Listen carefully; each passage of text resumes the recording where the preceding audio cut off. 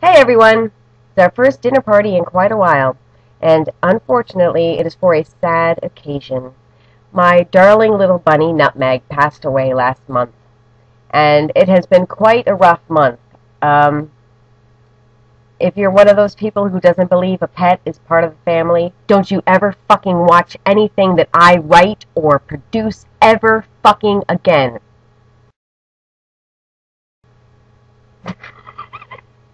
Seriously.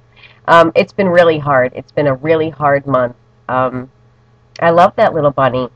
I don't know how else to put it. That little fucking bunny brought so much joy into our lives and made us laugh so much. And we want to honor that tonight. So we are making a bunch of foods that Bunny has inspired. Bunny loved basil. Of course, Bunny had a name. His name was Nutmeg, but I call him Bunny. So Nutmeg loved basil. I have a whole garden out there that I grew just for him, and he helped too. If you are a gardener, you should have a bunny because bunny poop can go right in the garden. You don't need to compost it. And I know I'm sorry it sounds a little gross, but that's the way gardening works, you know. There's nitrogen in the poop, and that's what the plants need. So anyway, so anything that comes from that garden, it has a little bit of nutmeg in it. So we are having some basil pesto that I made last night. I'm going to put that on some pizza. I made some pizza dough last night. I'm also going to make some spinach dip. Bunny loved spinach. I grew that for him too. And that's going to be in a bread bowl, you know, with the chunks of bread. And I have some carrots. I have some peppers actually from the garden I'm going to chop up, and some cherry tomatoes from the garden. So that's going to be a really nice appetizer. And then bunny pasta. You know, Annie's the company that makes all the bunny-shaped things. I got 4 boxes of the bunny-shaped macaroni and cheese, and I probably won't use the powdered cheese part, but I'm definitely using the bunny pasta part. And we're going to serve that with some chicharrones, which Bunny didn't like chicharrones, but I love chicharrones. It's just pork belly, and you cook it in the oven really low and slow for a long time, and it gets nice and crispy and yummy. And what else? What else? Oh, rice pudding. Bunny didn't eat rice, but there's nutmeg in rice pudding, and that's his name, Nutmeg. Get it? Get it? That's going to be warm rice pudding. It's really delicious with raisins in it, and made with milk and half and half, so it's nice and creamy and yummy. And then banana Foster's sundaes. Bunny loved banana. If you were eating a banana somewhere in the house, he would find you. You couldn't even say the word banana because he would come running. Honestly, he really knew the word banana. We would have to spell it B-A-N-A-N-A. Otherwise, he would come running thinking he was getting banana. So yeah. So I'm very happy. We probably have about 16 people coming tonight. Carlos made a lovely video, which I watched this morning, and it made me laugh and cry at the same time. Oh, I'm gone again.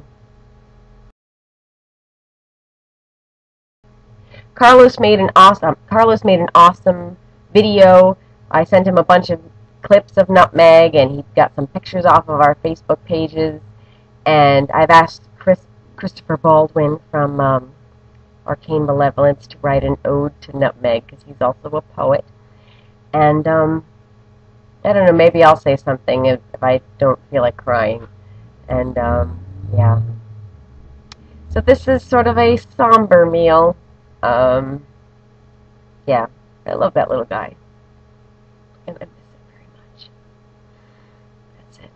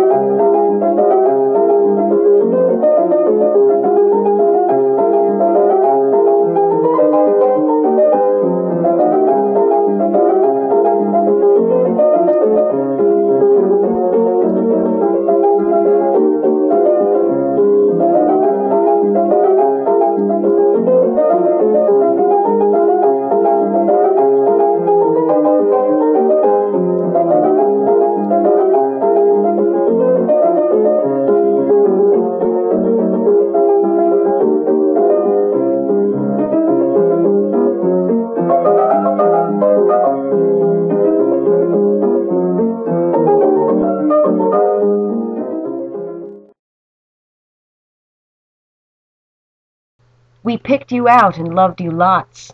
On my lap you made a throne. From the start you called the shots, lord of your new feudal home, making somewhat serfs of us, though we cherished all the work. In no time you grew to bust into hopping, full-grown jerk, paper-trained and yet inclined to misaim from time to time. Through all that we only laughed. As we grew to love you more, to your antics we attached forceful affection to soar. When your bunny balls did drop, you gave us a sudden scare, but that cancer was a flop. Thankfully a beanbag chair hung and mopped the floor a bit, prized possession for a stint. Through the years you were a chore, tirelessly claiming reign. Never once were you a bore, wearing crown and royal cane. Satellite dish bunny ears honed in on dropped fruits and spuds. Then you'd wipe the table clear, even of our homegrown buds. We wondered if then you'd craze munchies with a sugar glaze. Chasing guests out of the room, sitting in the center ring, running laps in binky boom, we were pawns and you the king. You just let us live here too. Though as pawns we loved the job, replacing the things you'd chew, consoling a frightened Rob. As you grew and met with age, memories like poem page. For the story you had penned to this day brings laughs with tears, and each evening we shall spend reminiscing on the years, so much that I'm sure your ghost, hopping through these quiet walls, shall continue as we host love for you, my dear Snowball. For in death's deep downward hill you shall become greater still.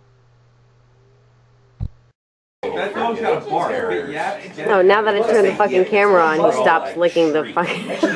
Oh, wait, how's Bitches is good. Bitches let me pick her Yeah, up the other day. I had trouble getting my hair because it's to act on people whenever I try to film them, videotape them. Climbing in bed. No, whenever you want him to do something, he won't do it. We have tamed bitches. Bitches has been tamed? Bitches has been tamed. No. We have tamed some bitches. You concur with this, It was Linda? all the girls. She's still drives me nuts. LLB. She's not the most loving cat in the world. Was she getting into bed with None of them are somebody? the most loving in the world. Mine was. My cats love me, but Yeah, Linda's well.